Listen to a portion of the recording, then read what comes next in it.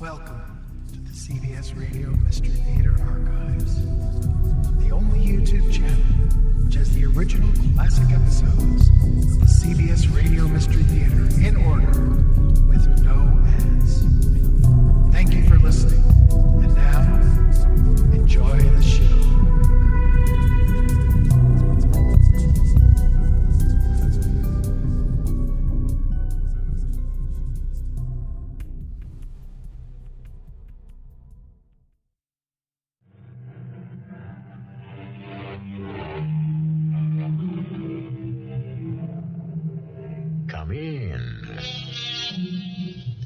Welcome. I'm E.G. Marshall. This is the song they sing to the BISARA. Little blind fish, thou art marvelous wise. Little blind fish, though thou hast no eyes. Open thy ears while I whisper my wish. Bring me a lover, thou little blind fish. And what is the BISARA? A tiny square box of silver, studded outside with 8 small rubies. Inside is a little eyeless fish, carved of wood, and wrapped in a shred of faded gold cloth. Yes, this is the BISARA, and it were better for a man to take a king cobra in his hand than to touch the BISARA. Congratulate me, old man. On what? I'm getting married. Is it possible a woman could be so down on her luck that she'd settle for you? Yeah, she's beautiful, intelligent, handsome. She's Colonel Hollis' daughter, Millicent. What kind of evil joke is this? How dare you? Millicent Hollis is my fiancée. She was your fiancée, John. She was your fiancée.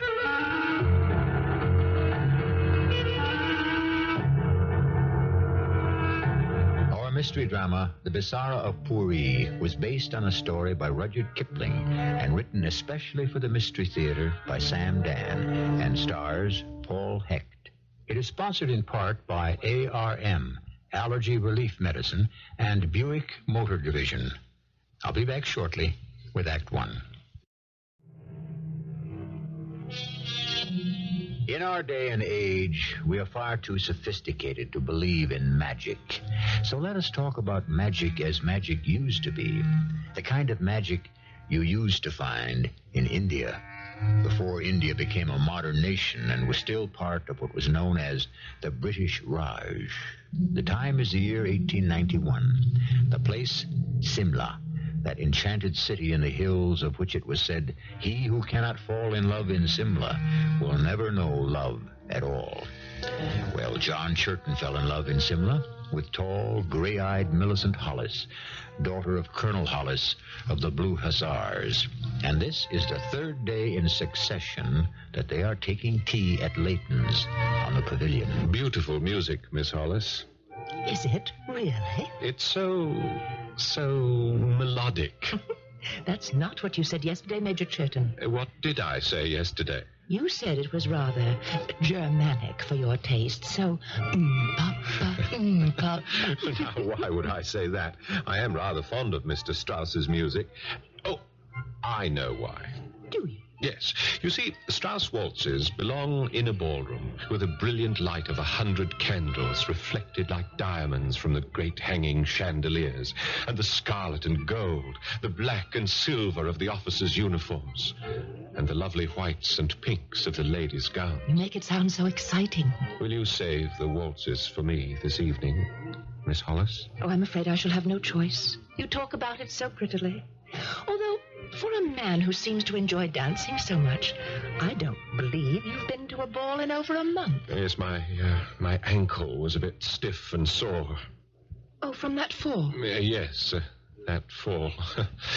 I suppose it shall be known as that fall from now till the end of time. Well, it did make talk when you, Major John Churton, who is said to be the finest rider in the Lancers, fell off his horse on dress parade. Well, that account is not entirely true, Miss Hollis. Are you saying you didn't fall off your horse? I didn't fall off my horse. I needed a horse in a hurry, and that old scoundrel Mahbub Ali sold me one that hadn't been properly broken. Why did you need a horse in a hurry? And because my bay stallion, Tippo, had died the night before. Tippo? That splendid animal. Well, how could he have taken sick so suddenly? He didn't take sick, Miss Hollis. He was killed. How awful. How? When I came home from the club to discover there was a robbery in progress. I was unarmed and I tried to run the scoundrels down, but one of them turned and fired a revolver and... Well, poor Tipple fell dead. A robbery? Well, we haven't had a robbery hereabouts. Well, I can't even remember. Were they caught? No, they got away. What a shame. Was anything stolen? No, just some cufflinks, a gift from my mother, a watch, a gift from my father. They were very dear to me. Oh, I am sorry. And, of course, money, a considerable sum. It wasn't even mine. I was keeping it for Captain Pack. Captain Pack? Yes, do you know him?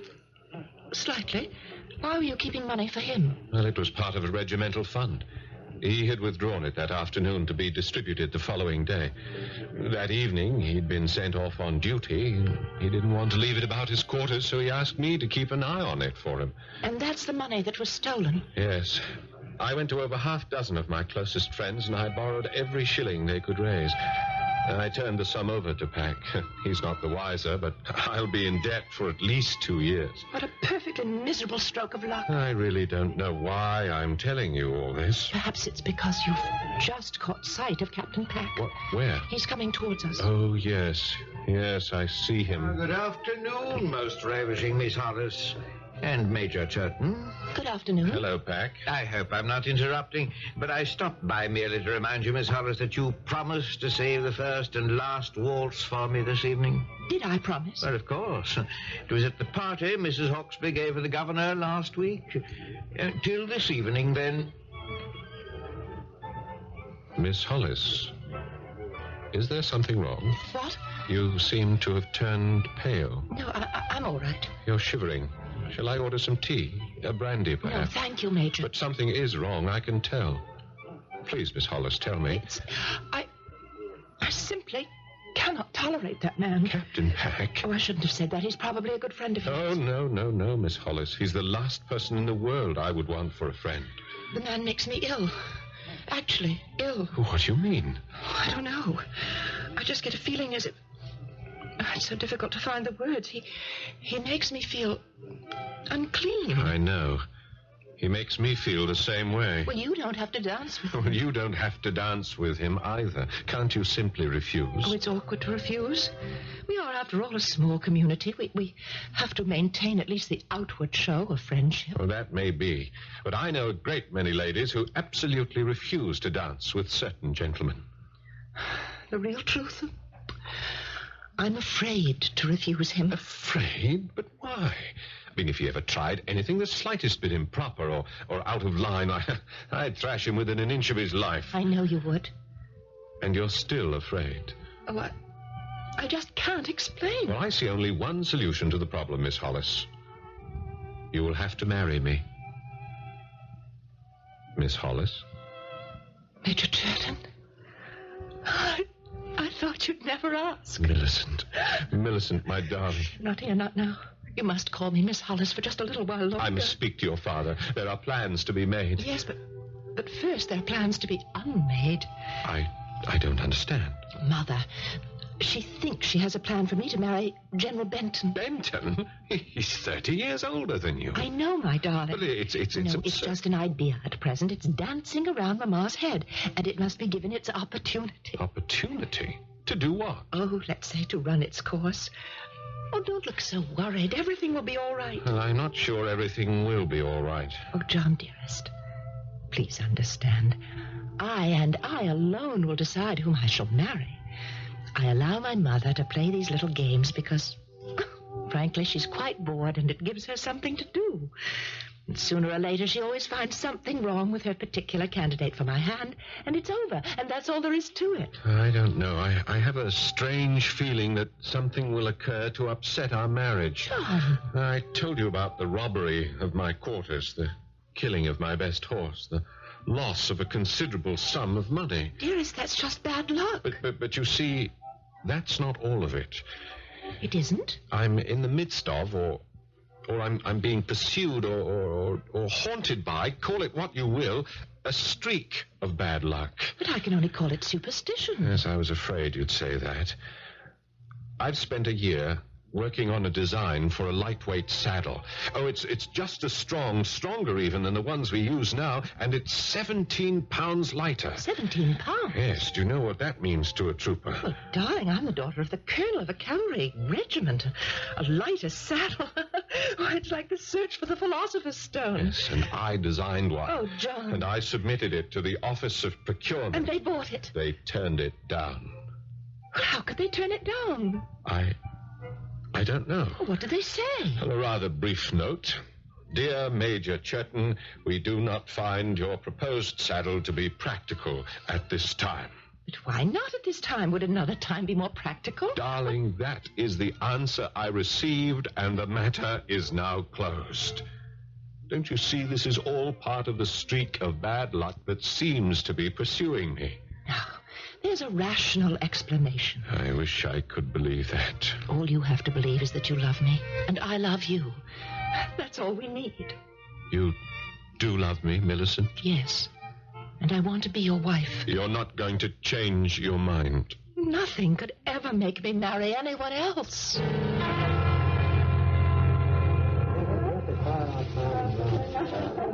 Enjoying the ball, darling? I'm with you, Millicent. That alone is enough. Oh, wait.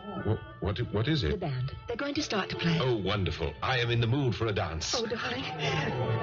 These are the waltzes. My favorite. No, but I promised the first to Captain Pack. Oh, no.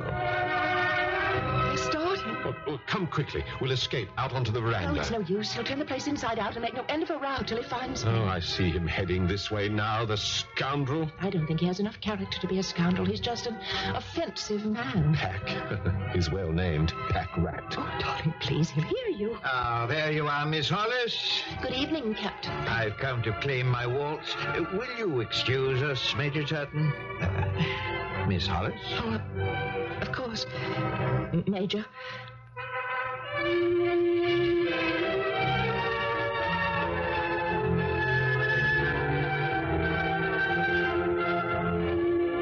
Oh, you are a divine dancer, Miss Hollis. Thank you. Do you know why? Well, Because you are a divine person. You are so different from the rest of them here at the station. the rest of them, Captain Pack? A grubby lot, taken by and large. Oh, Captain. Overdressed, overpainted. Captain, I must insist. Not you. Oh, no. You're something special.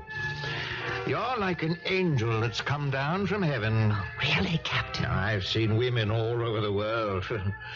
Had my share of them, too, far as that goes. Captain, I find this conversation... But you're the only one that's real. Why, all the other ladies in this room are real. Miss Hollis, for a long time I waited so I could say something to you.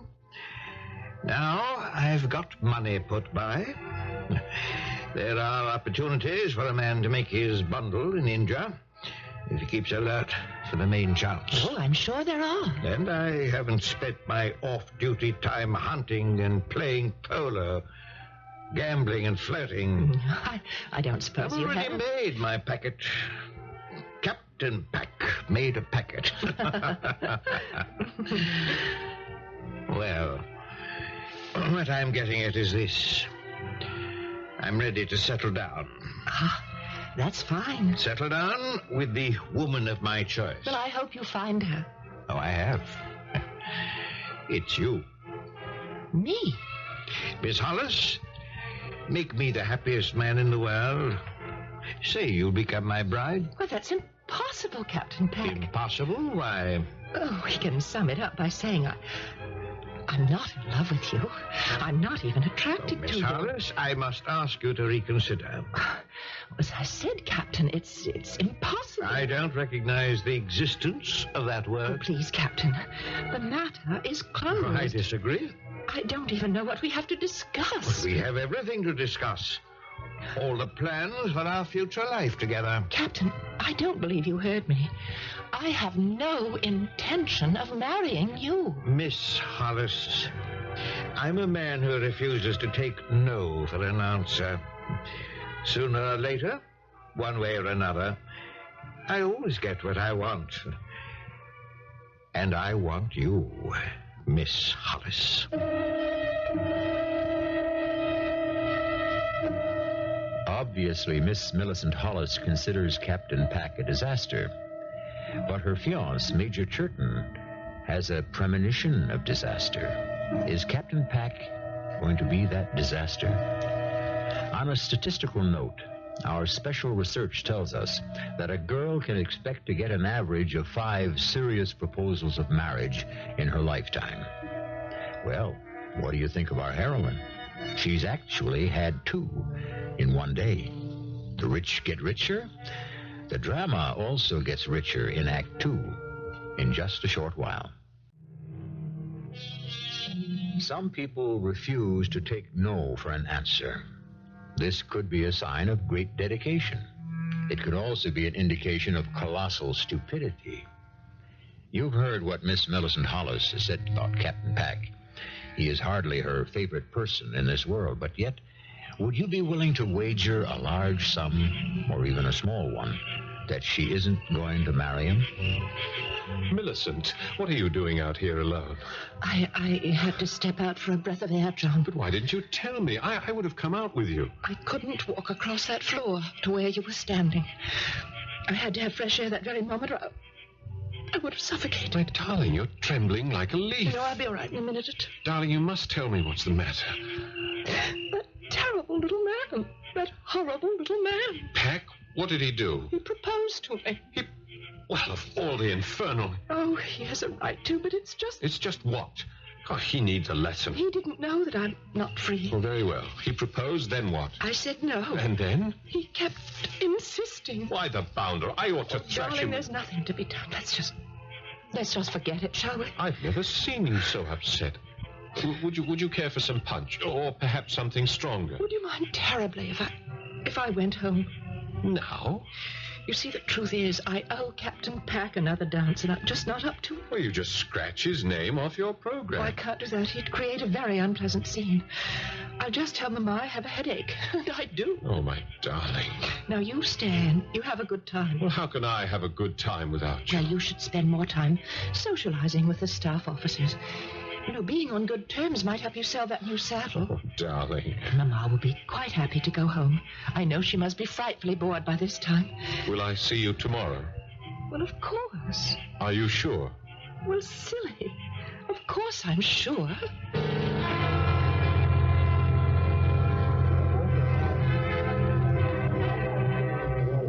Churton! Why, bless my soul, it's Johnny Churton.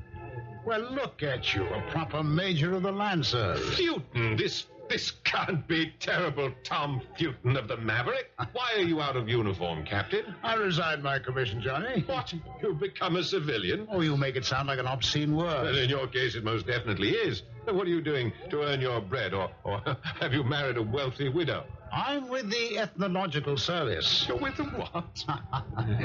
Well, let me explain. You see, Johnny, one day I realized I'd spent my entire life in this country, and I knew nothing about it.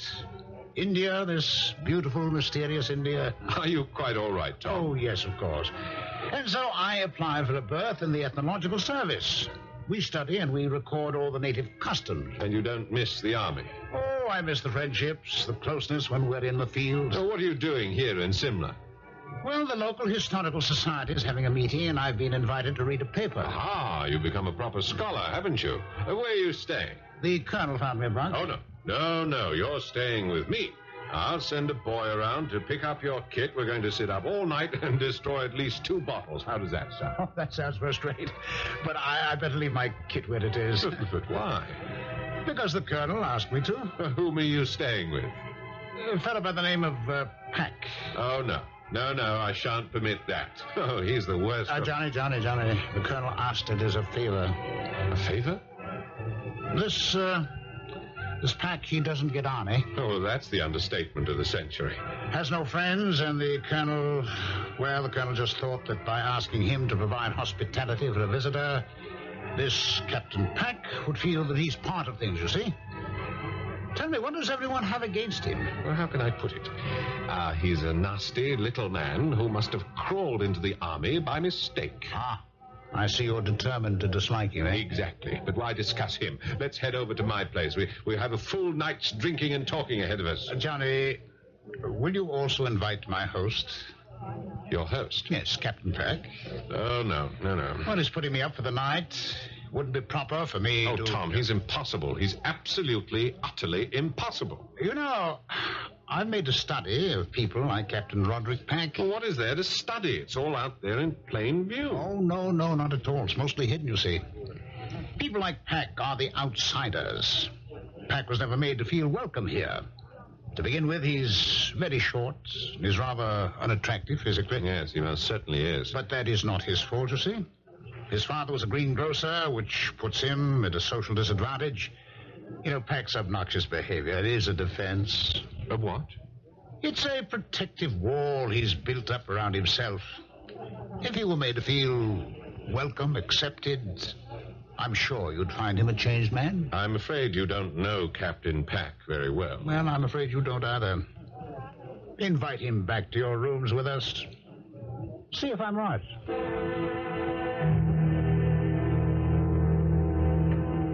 And I said to him, you ain't had the last of Captain Roderick Peck, my friends. For that matter, he had the first. And for that matter... He's not much of a drinker, is he? Truth is, Pack's not much of anything. Well, let him sleep. So much for your noble experiment. At least now we can talk. It's very impressive digs you have here, Johnny. But then you always like to live well. Oh, I say. That's a splendid clock on the mantel. Yes, I believe it's the only Gladchester chimes in all of India. Had it sent. A Gladchester. Oh, I must have a look at that. Help yourself. Meanwhile, I shall tell you the greatest news of all.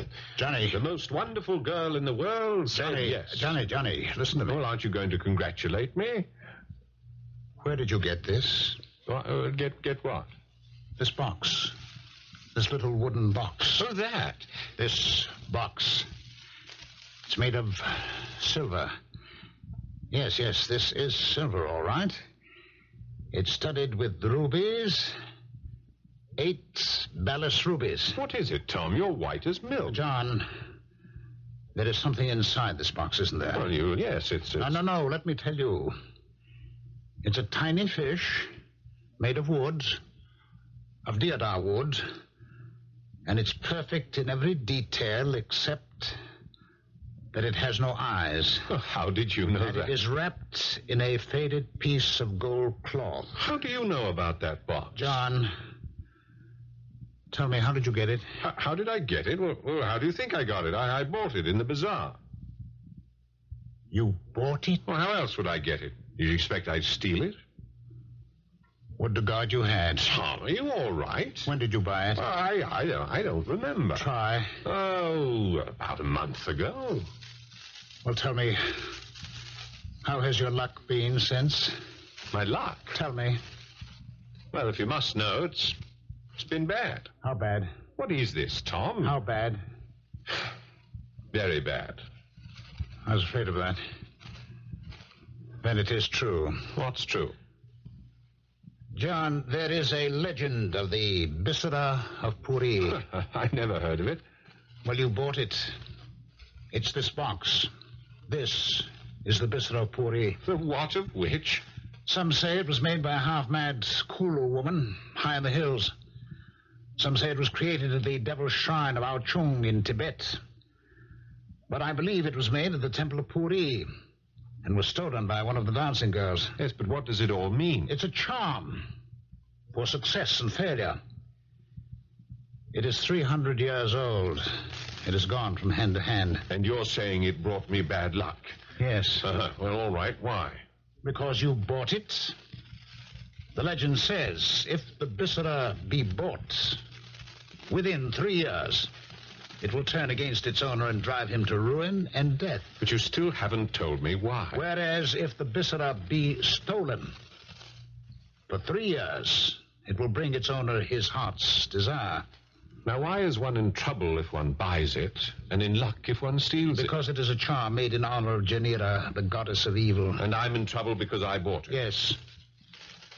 Get rid of it. Get rid of it? Throw it into the river or destroy it. Are you serious? Melt down the silver box, burn the little wooden fish. You are serious? Yes, of course I'm serious. Think of all the terrible things that have happened to you since you bought it. Well, some unfortunate things have taken place. Well, doesn't that prove... Prove what? I mean, anyone can get a streak of bad luck. It is not a streak. Believe me, it will just get worse and worse. It'll never change. Well, that's where you're wrong. It has changed. It's started to get better. Oh, has it? Of course. Just this afternoon, the loveliest girl in the world, Millicent Hollis, agreed to become my wife. John, I'm telling you, destroy that little fish in its silver box. Nonsense, Tom. John, I'm frightened. Truly frightened for you. Get rid of it. But it's such a pretty little thing. It's a deadly little thing. You really believe that, don't you? Yes, I do believe it. There is proof. Oh, of course. When you need proof, you can always manage to find it. What's that thing called again? The BISARA of Pooree. Yes. Well, here's what Major John Llewellyn Churton of Her Majesty's Royal Bengal Lancers has to say to this whatchamacallit, the thingamajig. The BISARA of Pooree. Yes. Go ahead. I defy you. Do your worst.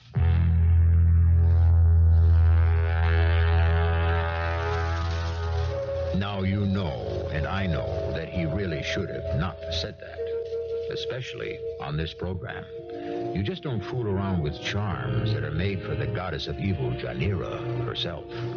If you're waiting for the lightning to strike, you'll just have to wait a few minutes longer, and then I shall return with Act 3.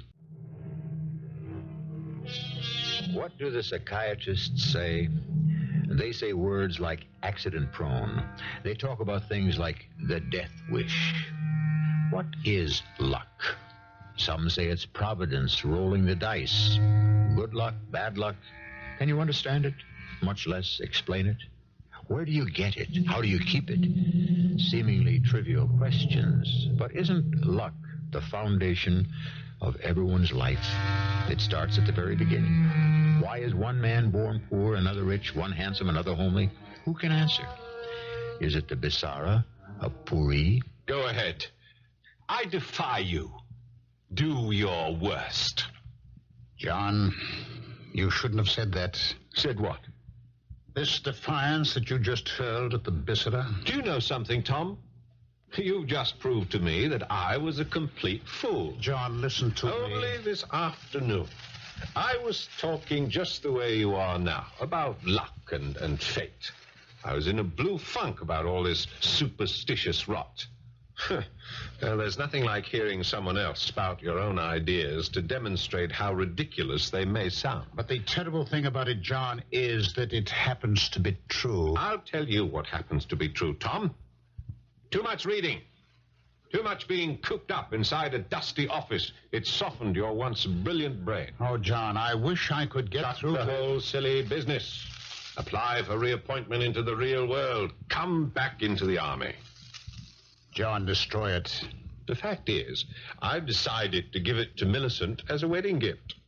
Oh, no, You no. won't find a more handsome piece of workmanship anywhere. Isn't there anything I can say to convince you that this little box, the BISARA of Pooree, is the cause of all your misfortune?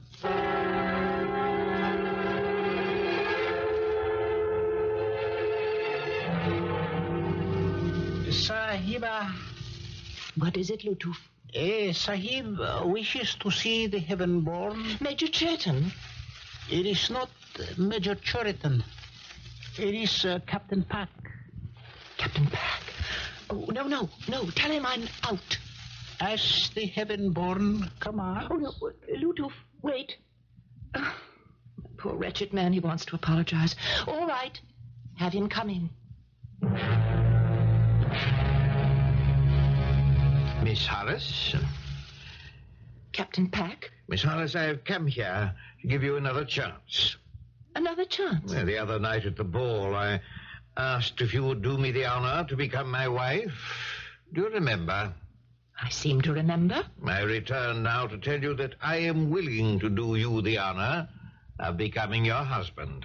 You what? Yes, Miss Hollis. I am willing to marry you. What do you say?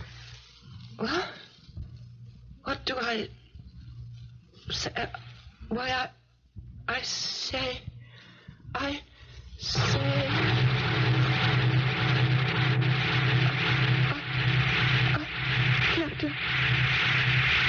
Captain Packer, I must ask you to leave.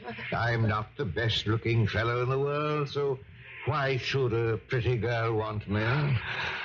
It's time you learned your place, my dear. Why would a handsome fellow want you, eh? Captain... John Churton. He's the handsomest officer in the regiment. He can have his pick. Why did he choose you? I don't know. I feel... I'll tell you why. Because your father is Colonel Hollis of the Bengal Lancers, that's why. No. Colonel Hollis is a good man to know if you want to get a new lightweight saddle approved. I don't... You and me, my girl, we belong together. You know it. In your heart and soul, you know it. You know it, don't you? Answer. Speak when I command you. Yes. And you love me. You've always loved me. Yes. And you fought against it because your head was turned by that foolish Major Churton. Isn't that true? Yes. And you will marry me? Yes. Say it again. Yes. Again and again and again. Yes.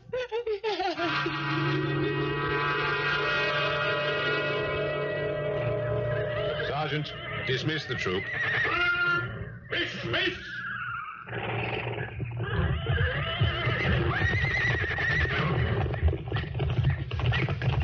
Well, afternoon, Major. Fine-looking troop of men you have there. Splendid body. I dropped by to thank you for having me over to your rooms the other night. Well, I hope you had an enjoyable evening, Pack. Yes, of course. I wonder if you'd do me a service, old chap. What sort of service? I'm to be married. Married? And I wondered if you'd stand up for me. Best man and all that, you know. Huh. Who's the lucky girl? Oh, you know her. Oh, do I? Colonel Hollis' daughter, Millicent. Millicent?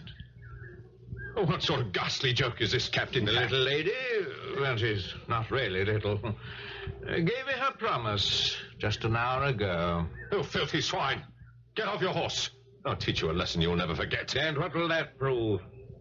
The lady made her choice, and she has chosen me. Well, we'll see about that.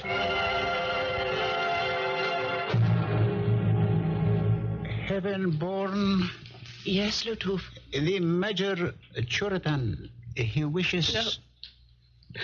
No, Lutuf, tell him I cannot. But you shall, Millicent. You will see me, and you will explain. Please, John, there's nothing I can say. Oh, yes, there is. You had promised to marry me. I know. You said you loved me. I know. Was it a lie? It was a mistake. All right. I can accept that. It was a mistake. Don't marry me. You don't love me. But how can you marry that wizened, slimy, evil, nasty Roderick Pack? Don't tell me you love him. Oh, I do. How can you love Roderick Pack? I don't know. But I love him. I can't help it, but I love him.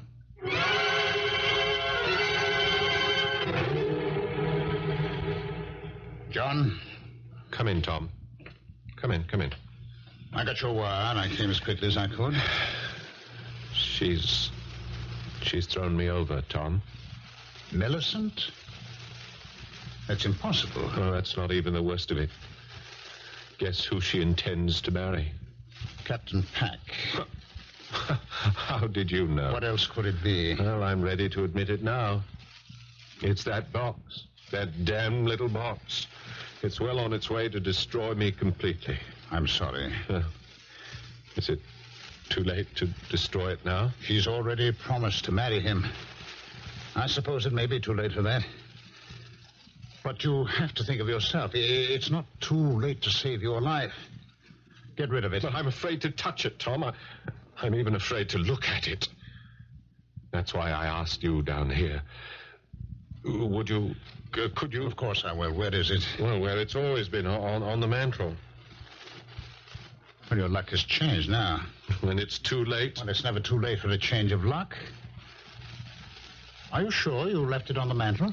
Oh, yes, of course. I haven't touched it since you were here last. Well, it isn't here. It what? It isn't here. Well, it has to be. If you haven't put it somewhere else. No, I haven't. It's been stolen. What? Stolen? But by whom? Pack.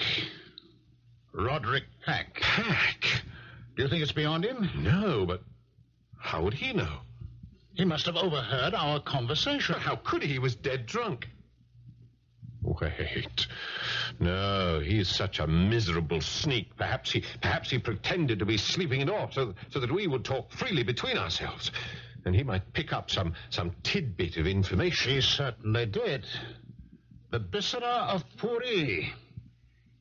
He who steals it will have his heart's desire.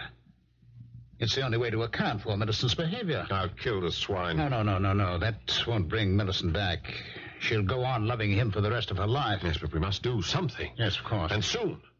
Tomorrow night, Colonel and Mrs. Hollis are having a ball at the club to announce the engagement. We'll have to steal it back. Steal it? How? We can't just go into his quarters. Suppose we're caught.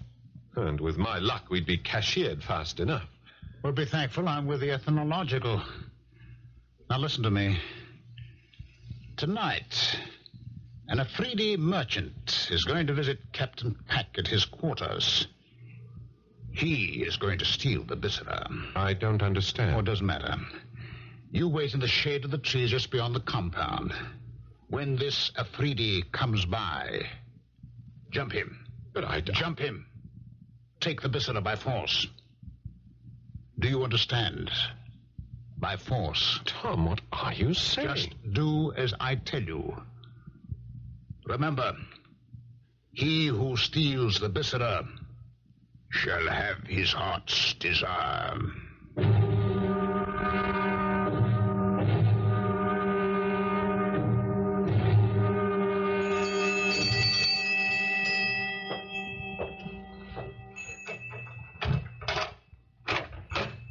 Yes?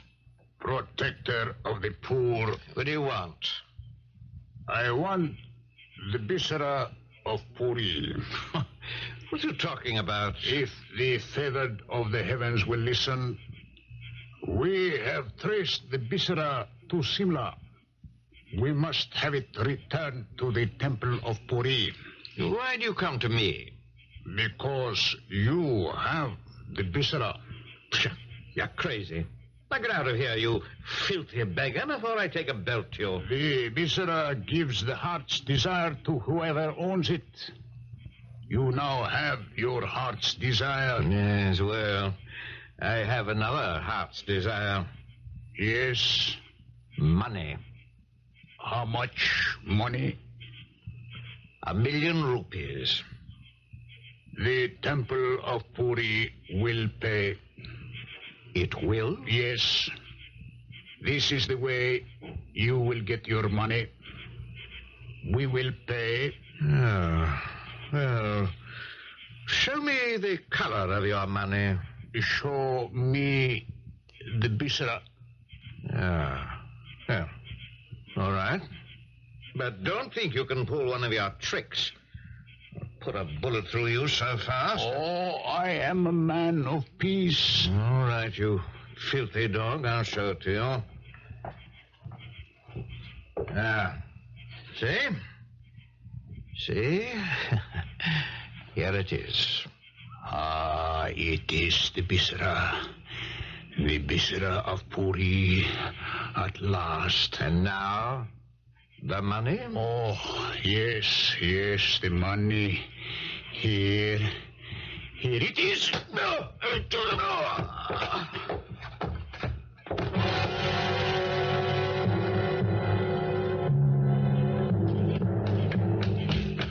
Hold it.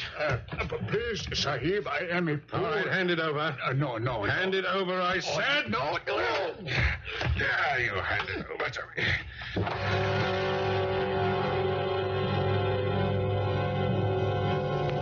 Have you got it in your pocket, John? Oh, yes. Yes, it's in my pocket. And I'll never let go of it. And what is your heart's desire? My heart's desire has always been, is now, and will always be Millicent Hollis. She's yours. Oh, I hope so. I hope this hasn't all been for nothing. Well, I got a black eye out of it. You were quite realistic. Ladies and gentlemen, may I have your attention? Ladies and gentlemen. Look at that smirking weasel standing there with Millicent. Ladies and gentlemen, I have an announcement. Keep thinking it. My heart's desire is Millicent Hollis. My heart's desire is Millicent Hollis. Good, that's it. Ladies and gentlemen. Just a moment, Father. You can't make the announcement just yet. Why not, my dear? Well, John. Where's John? He should be at my side. Why should John be... My dear, your fiancé belongs at your side, and he is... Who? Captain Peck. Why, what's he doing here? Well, you accepted him. What sort of a joke is this? How could I even think of marrying that loathsome toad? John, where are you? I'm here, my darling. Father, I intend to marry no one else but the man I love, John Churton. Oh, John.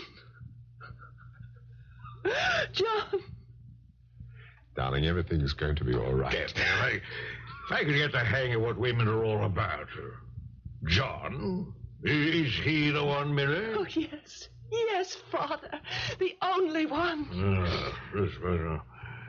Ladies and gentlemen, it gives me pleasure to announce the engagement of my daughter Millicent to Major John Churton. Unless, of course, she changes her mind again.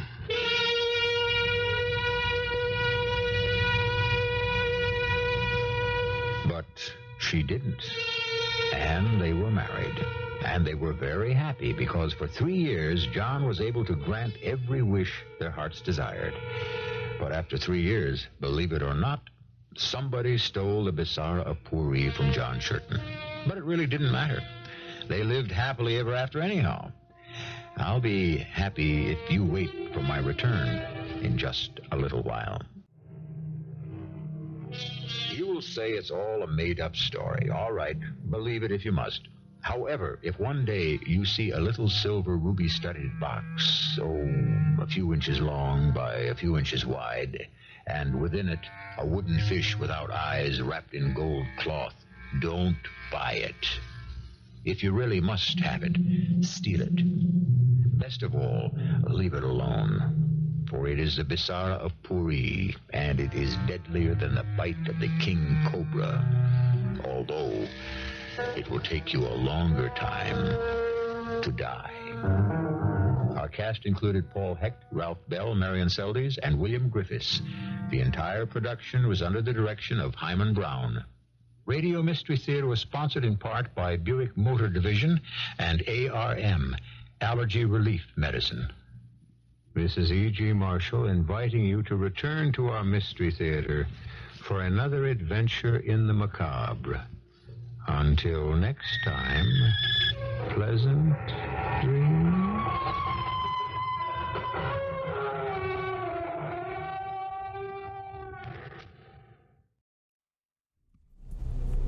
I hope you enjoyed this episode of CBS Radio Mystery Theater. If you've enjoyed this and want to hear more, please subscribe to this channel.